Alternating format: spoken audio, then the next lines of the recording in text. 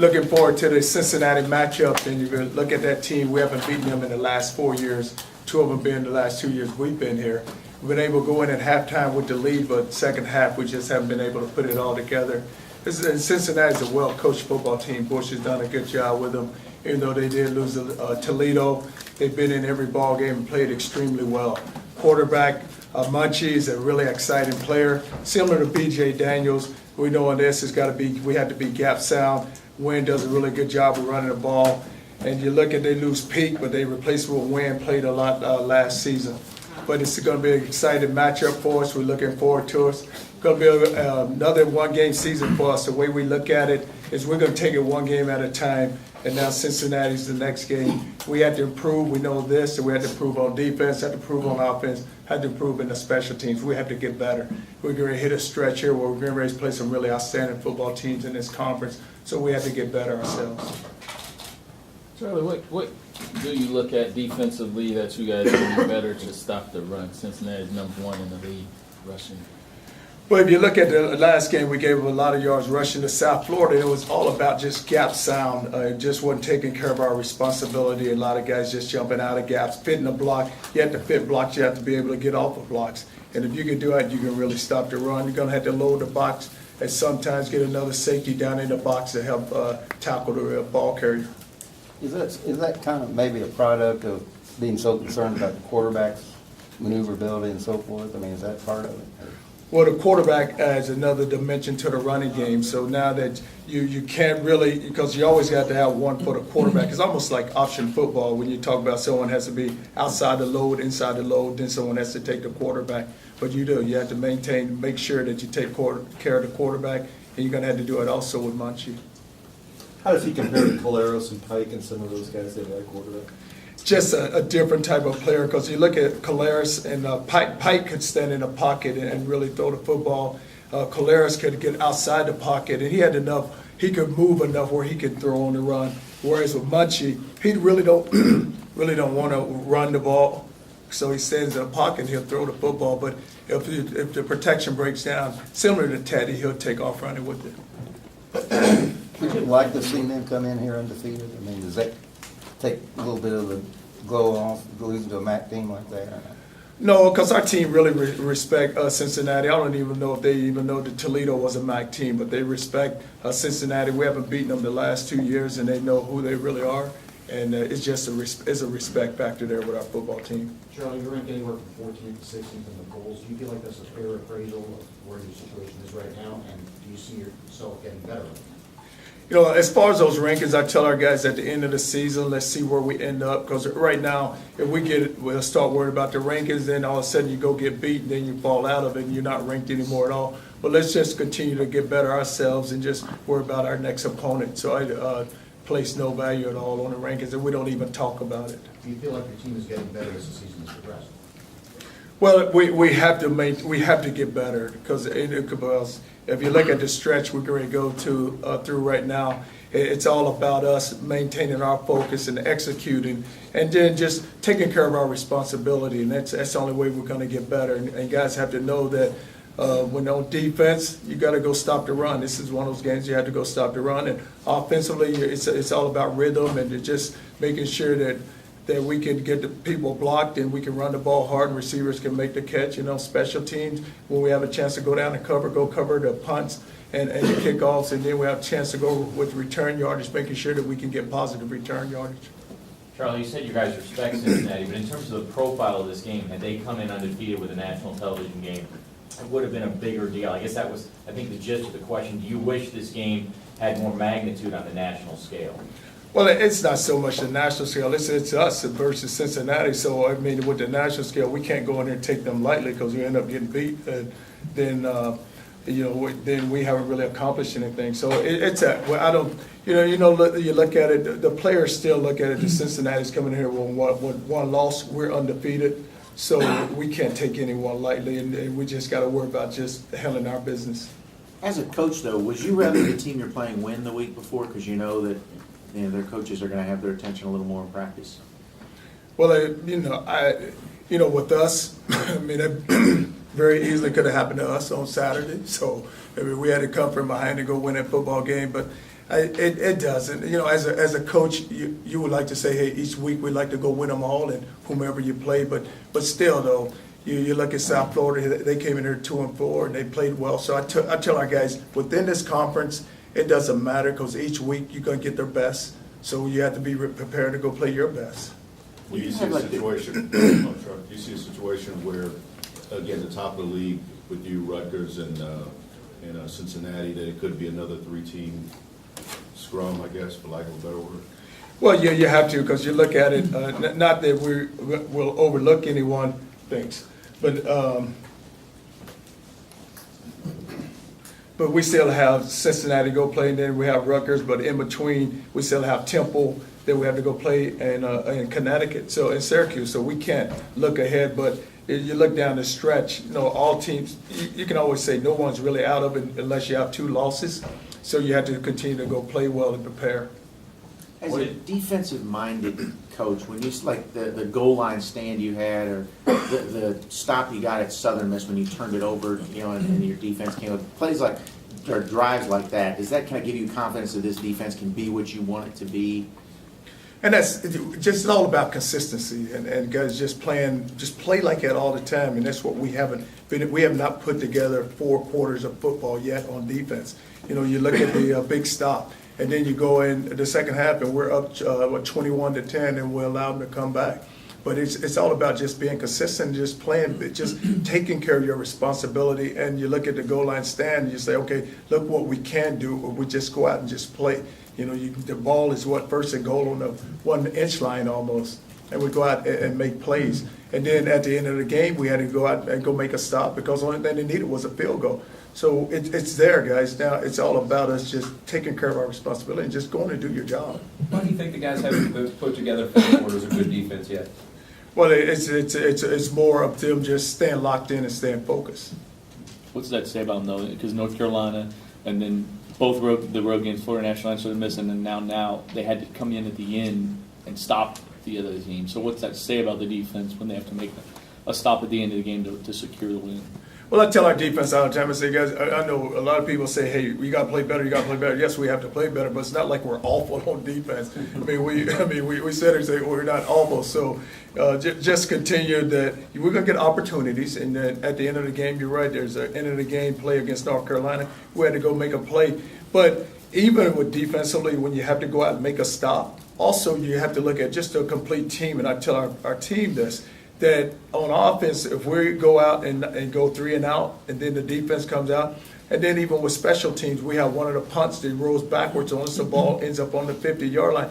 So I'd say that it's all played together, guys. So it's tied to the offense, it's tied to the defense, and it's tied to the special teams. Offensively, we were able to take the ball down the field the last drive because they end up scoring, and now offensively we had to go out, we had to protect the quarterback. He was able to make the throws. Then defensively, I told Teddy, I said, we probably scored too fast. So now we had to go back out on defense, and we had to go hold them and making sure that they don't get a field goal. And then our kicking game was involved because we had to kick the ball down the field, make sure that we go down and cover. So, go ahead. That's something with young players. I mean, if you could create that urgency in them all the time, I know you would just flip that switch and do it, but is that a function, a little bit of maturity and youth? It is, and it is young players. And just, a lot of times you look at teams and what we have to get over is when we get a lead and we get up on someone, now it's time to really go play hard instead of backing off. No, it's not okay to let a team go down the field and go score, even though we're up by 10 or we're up by 11 points. Now let's go lock down and really play aggressive and get off the field on third down. Third downs really hurt us now because we're not really getting off the field on third down. They converting the third downs on us. What's Cincinnati's defense like? They were 10th going into the Toledo game and still didn't give up an offensive touchdown. What makes them so good defensively? Very aggressive, and they play very hard. The one player for them, Stewart's an outstanding football player, get a lot of pressure on the quarterback. He's out. And he's out, right. But they are and you look at it, they lost a lot of players last year on defense. So it's all about them. They play hard, and they run to that football.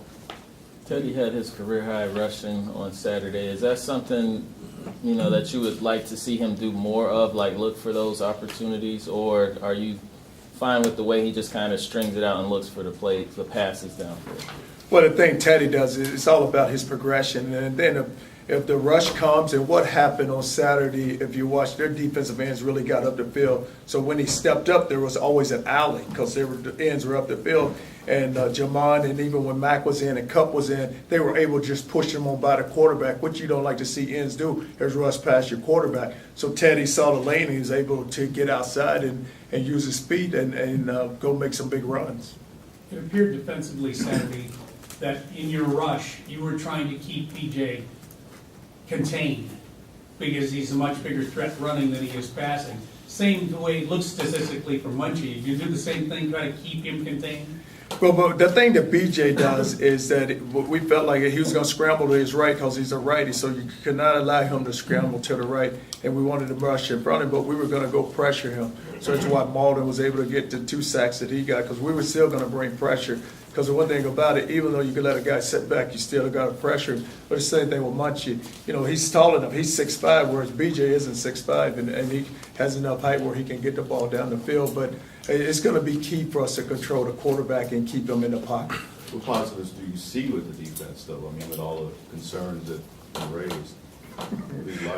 I guess I don't see all the concerns everybody else. I just, you know what has happened here, and there's nothing wrong with it. A standard has been placed here on this defense the last 2 years, and we played really good defense. But and it all goes back. You know, our offense is playing much better now because you have a quarterback who's a really good football player, and he's making a lot of throws and what's happening on defense, it's all about the third down. Just get off the field on third down, and then don't give many more opportunities to an offense. If you look at Saturday, we get a pass interference call, and that was second and long, which would have put it to third long. Now you have a chance if you get it third long. Now that gets a first down. Now a team is able to continue marching down the field, but it's just been mistakes like that where we've had our chances to get off the field. Now let's take advantage of them. Lorenzo's played really well the last 2 weeks. I think he's got 3.5 sacks, and he was Defensive Player of the Week this week. Can you just talk about his progression to now? Lorenzo, as hard as he plays in the game, he goes that hard at practice.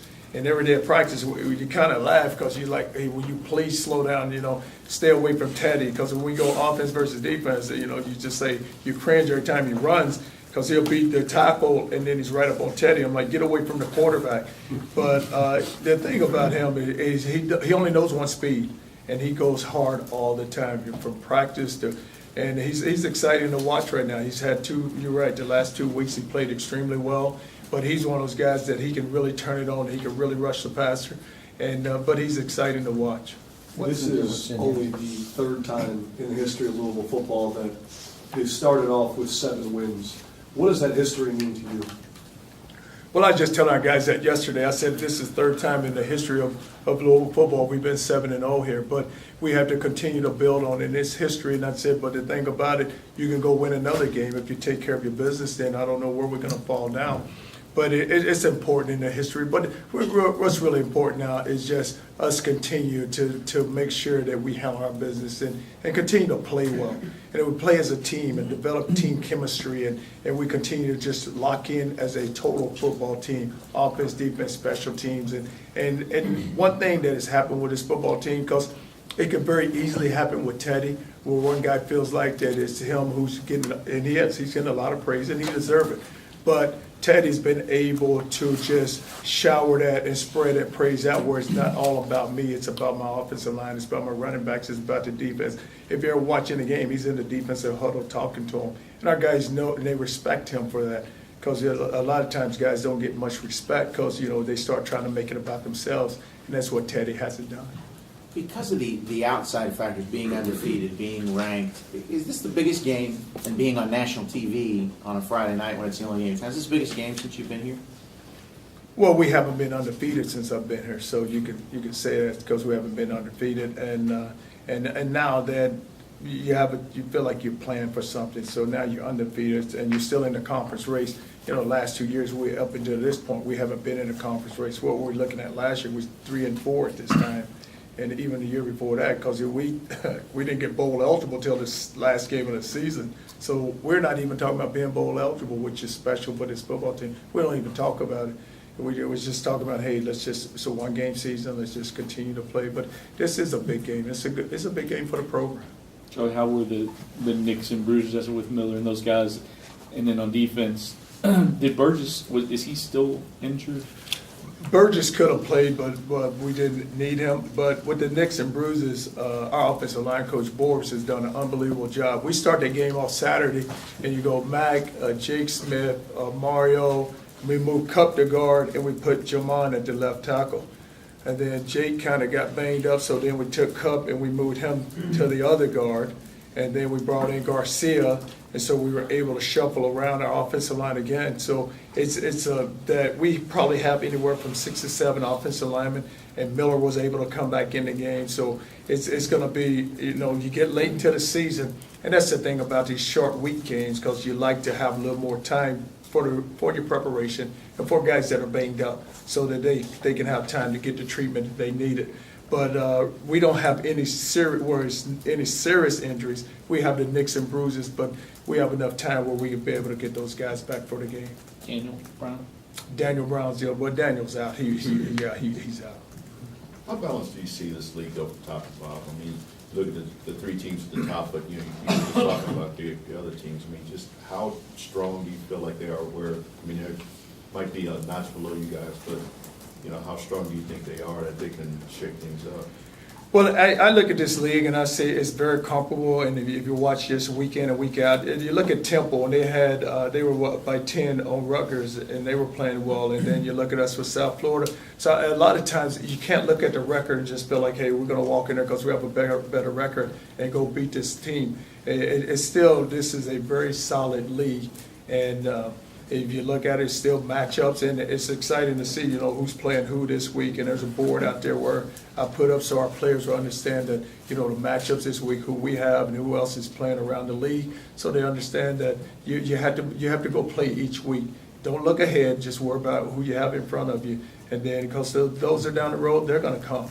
We're going to have to go play those games. But I think it's a very consistent league, a very competitive league, and it is some really outstanding teams within this league. Just to clarify, are you saying Daniel Brown is out for the rest of the season, or you just mean for Saturday? He won't play on Saturday. Okay. With Abraham Garcia getting his first taste on Saturday, how will you kind of manage him going forward, so it won't just be like he's in for one game as a true freshman and doesn't play anymore? He can't be, just because of the way our bumps and bruises are. He's going to get a chance to play a lot. Did you feel like, that series, I think you guys scored on that series that he was, the first series that he was in. Do you feel like he looked fairly well in his first action? Oh yeah, he played. The thing about him, he's big. He can cover up people. He can move well enough where he can protect the passer. And we were talking about playing him, just didn't know when we were going to play him. So now we've had the opportunity to play him, and he will continue to play. So it won't be one of those where you play this game and rest this. So no, he's in the rotation, and he'll get a number of snaps. You've talked about the job that Pat Moore has done with strength program. Has Nacho been a challenge for Coach Moore, or does he continue to be? No, he's no challenge for Coach Moore, because he tells him what he wants to get done, it's done. But I think that what Nacho's done, he's reshaped his body and just redefined it, and he's lost a lot of weight. But Nacho, in high school, Nacho was on Teddy's 7-on-7 team. He was the tight end. And if you ever watch him run around, you can see why. Because even though he has that weight on him, he still can move with his size. Players have made some comments when Teddy got the ball on that last drive. They knew he was going to lead them for a score. What was your mindset? How confident were you that he was going to be able to get it done? And when they would score and we made the kick, they kicked off to us, and we had them grouped up there. He said, "Hey, Coach, we'll be good." But you just know with him with the ball in his hand. But what was key was we just said, Coach Borbs told the offensive line, just protect the quarterback. So all you need to do is protect the quarterback, and he'll make the throws. And we just felt like we protected him. You look at the check down, he threw a check down to, first he threw a 12-yard pass to Eli. Eli missed the tackle, made a guy miss him, goes down for about 14. Teddy's feeling pressure, throws the check down to Jeremy Wright. He goes for about 16. Then he scrambles out. The guy pushes him out of bounds with the person. Then he throws the next throws to Eli for a touchdown. But it's the protection with him, and if you protect him, he has enough progression where he's down the field and he's always moving, and he look guys off, makes a throw, but our offensive line did an unbelievable job in that drive, and the receivers able to catch the ball, and that's the thing. You have enough playmakers at wide receiver. You have from Copeland to Eli to Devontae Parker to Andrell to Gaines to Radcliffe. You have enough guys that can make catches for you, and you can get the ball to Noor. But you have those guys there where you feel comfortable, where you're going to always be able to find someone, but the quarterback will find them for you. Coach, I've kind of always wondered this, like you just did right now, you broke down that entire drive. It'll often, you can recollect entire series of plays. How do you remember every single play, at least when you come and talk to us about it? I try not to remember the bad ones, but I do remember. What about we take the ball off the goal line, go 99 yards, throw the ball out to Copeland, and then we get the ball to 3rd and 1, and Jeremy Wright falls down. He falls down. We don't get that because if you get the first down there, you go and score. Then you put I think you punch him right there. Then, but it's it's just a memory where you sit there and you kind of just replay a lot of those plays in your mind because you're thinking about the game. Going back to that play though, that was between 3rd and 4th quarter. Like it was 2nd down, the last play of the 3rd quarter. So that 3rd down play was the first play of the 4th quarter. Was something just from outside looking in, it almost seemed like some momentum was lost with the stoppage of play and having to come over to the sideline.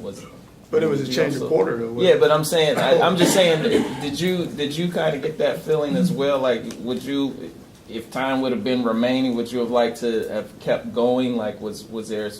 Well, if the time was remaining, we would have had to keep going. But I mean, just a change would change. I mean, I see what you're saying, but I don't know because you look up and what we were trying to do is get the right play in. So I just pointed at the clock and I said, just let the clock run out because we can run the play. And there's probably 12 seconds on the clock, so we just said let the clock run out. And then, but we still that's a play. That's 3rd and 1. Go get the first down. South Florida had a lot of success kind of with that read option draw. What about the execution wasn't stopping that play? We just gap control and guys not fitting their gap, guys overrunning a play, and next time a guy's in a gap and he spins out, just stay in your gap because it's all about anytime you go with the replay, it's all about option football, it's about option responsibilities. Like I said, you talk about guys inside the low, guys outside the low, guy has a quarterback, but it's fitting blocks and staying square and let guys want to turn the shoulders and get pushed past the ball, then the ball is seaming you and it's cutting behind you. You can't have, anytime you play that type of offense, it can't be seams in your defense. And we were giving up seams in the defense. Because when you look at the stats afterwards, Preston Brown, 17 tackles, I felt like most of them were like 7 yards downfield, though, almost like he was that stopgap back there. I didn't realize he had made that many. Like during the game, you saw him make a lot of plays, but it was and he was a middle backer, so the ball shouldn't have never got to that second level. And it was just too many like big runs, like a 16-yard breakout, a 15-yard burst, a 12-yard burst, where you can't give up that many runs. Preston, Tom's going to have a press conference a little later. It's 15 years here at U of L. As many athletic directors as you've worked for at your different stops, what makes him a great athletic director? He is a special athletic director because he takes into account the whole athletic department. And it's not about football, it's not about basketball, it's about all the other sports also, male and female. And he's one of those athletic directors, he's going to give you everything you want from any sport. I mean, you just look down Cardinal Row here and just look at the facilities that we have right now. But what he's built here and how he's built this program, I guarantee you, before he came here, I guarantee you people probably said it can't be done. And look what has been done here and what he's done himself. I mean, it's just a legacy for himself for what he's done, and he wants no credit for it. He don't even want to talk about it. He's like, okay, what do you want, Coach? We don't need to talk about it. Just tell me what you want. I was like, no, this is your program. He's like, no. But he's been able to do it, but that's what you like about it because it's all about the athletic department. It's all about the University of Louisville and the city of Louisville. Was there a story maybe when you first met him that you realized this guy's not your average athletic director?